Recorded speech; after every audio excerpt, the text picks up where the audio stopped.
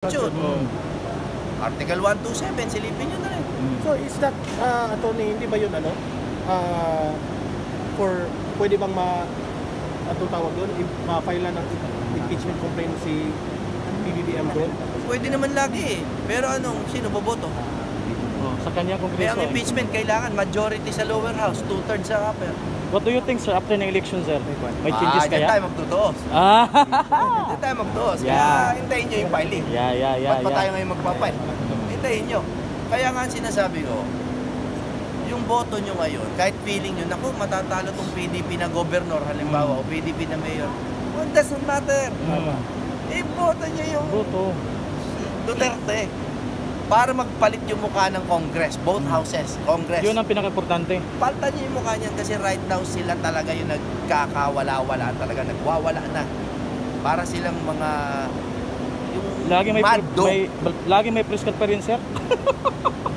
Oo, alam mo yan ang mahirap. Kasi ako, sinwerte ako, nakaranas ako ng pag-aartista bago nagpolitika.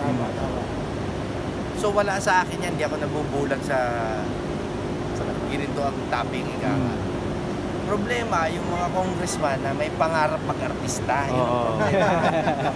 Sa totoo, alam mo, ako, 50 years old na ako, may message ako lalo na yung mga nakakabata na congressman o kahit mga mas nakakatanda, pero hindi pa nakakaranas kasi ng kasikatan.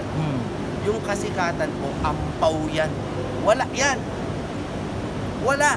Lahat ng kaligayahan na nakuha ko mula sa kasikatan was because I was following my dream. Hindi dahil dun sa sigawan ng tao. Kayo, kitang-kita ko sa mata nyo kasi ako, ang tagal ko na sa showbiz, nakakabasa ako ng tao.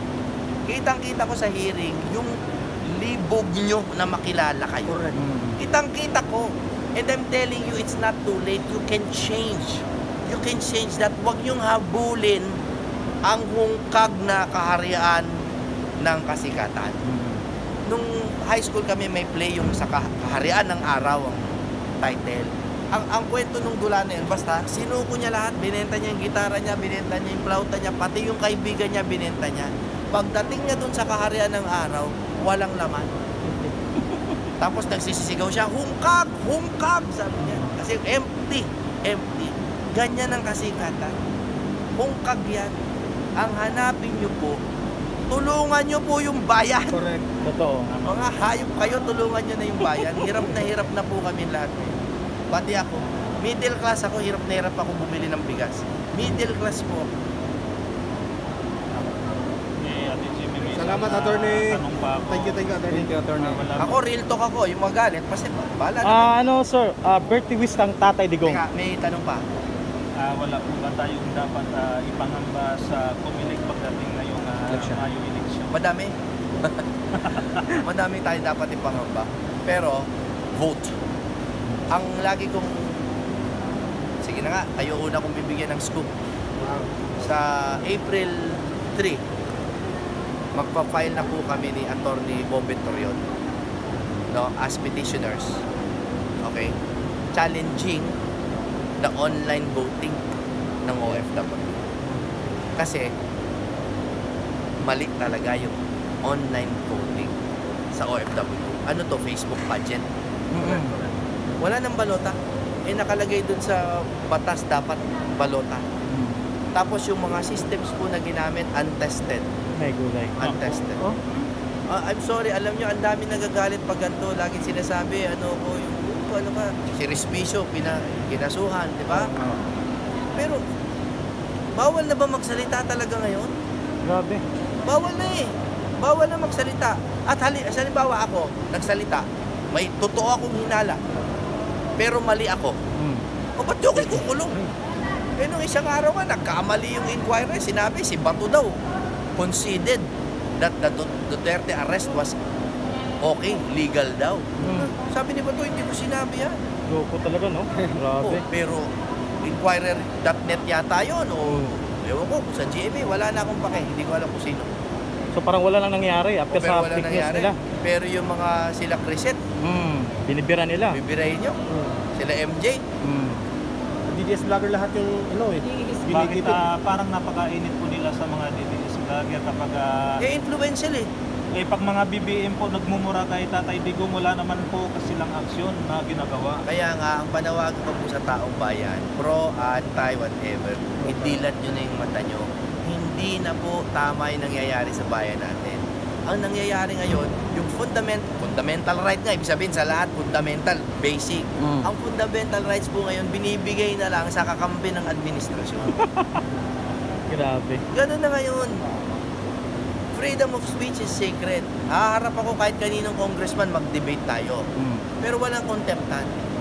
Kasi yung contempt na yan, that is challengeable dapat, at ako nananawagan din po, magalang na nananawagan na sana yung korte ngayon, lalo na po yung kataas-taasang hukuman, sana po rumeresponda kasi sila na lang po ang huli nating saligan, sila na lang talaga.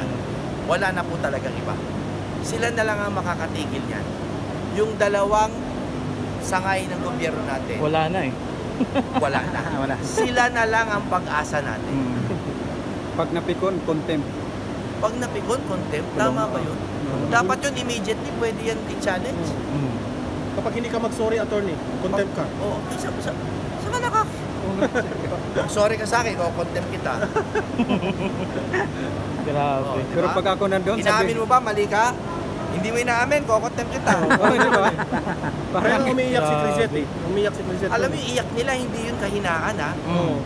Yung Galit iyak nila, yun. isa galit. Galit yun. Galit yun. Galit yun, na parang para sa taong bayan, hindi para sa sarili lang. Talaga. Ang Bill of Rights natin, congressman ang yuyurak. Grabe. Grabe yung nangyayari sa atin. Sa panahon- Makinig na po kayo kung sino man mga nakikinig pa. Sa panahon po ni Tatay Digong, attorney, walang ganun eh. Wala! 6 na taon siya nanilbihan, 6 na taon siyang niyurakan. Di minsan meron ba yung pinakulong na Masyado pang ang uwi yung... journalist? Masyado pang ang uwi ang Rappler kasi binira daw sila. Hinayaan nga lang sila eh. Yung sa ABS, attorney, di ba? May violations naman talaga yung sa Hindi, ABS. tsaka tinan mo, yung sa Raptor, ang ginawa nila, nagkaso sila ng libel. Sa korte dumaan. Sa korte. At least hindi tamad. O, halimbawa, yung sila, yung mga ayoko kasi banggitin yung mga pangalan nila. Yung mga congressman na kumaaway sa vloggers, tamad. Kasi pag nag-hearing sila sa House, rules nila, walang filing fee, no? Kontrolado nila lahat, hindi na sila tatayo doon sa kanilang kinauupuan. Pag nag-file sila, gagastos sila, mag-iintay sila, aasa sila sa desisyon ng prosecutor, magpapagawa pa sila ng mga pleading, hahanap pa sila ng ebidensya, wala naman sila mahahanap kasi, at madidismissan lang sila malamang. At kung feeling nila may mababayaran silang prosecutor, I'm not saying meron, pero kung feeling nila meron ganon, maka-appeal pa rin naman yun. Matagal. So ba't sila magpa-file pa sa korte? So ang pinakamadali, pinakatamad na solusyon, liga, hearing tayo dito, gamitin natin ang pera ng taong bayan. Tapos pagsurihin natin. Di ba? Eh ano yun? Kung hindi sila pwedeng tawagin na kunyari,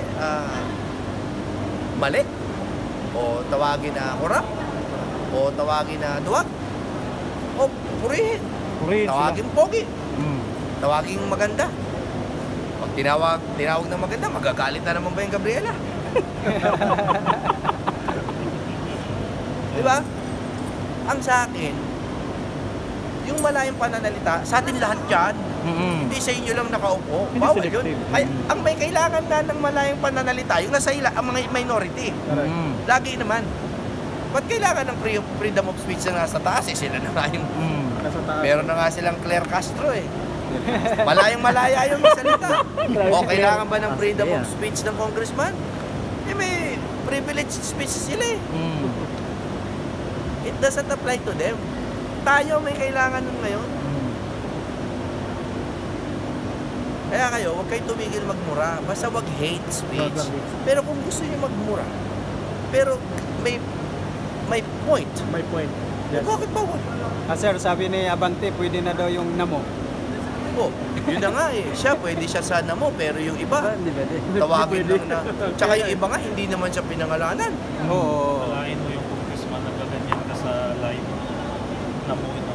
Oh, ako ha, hindi ko rin gusto yung mga post ni Abante na gano'n. Nasabi ko yung pangalan. Ayoko talaga banggitin pangalan. Bulaan eh. Oo nga. Tama. Pero kasi sa akin, malaya naman siya. Gawin niya yun. Kahit yung mga nakadila siya, gano'n. Okay lang yun. Kasi sa totoo tao din yan eh. Okay lang sa akin yun. Basta pagdating sa kongreso, gawin mo yung trabaho mo tama. Tsaka huwag ka mang-api.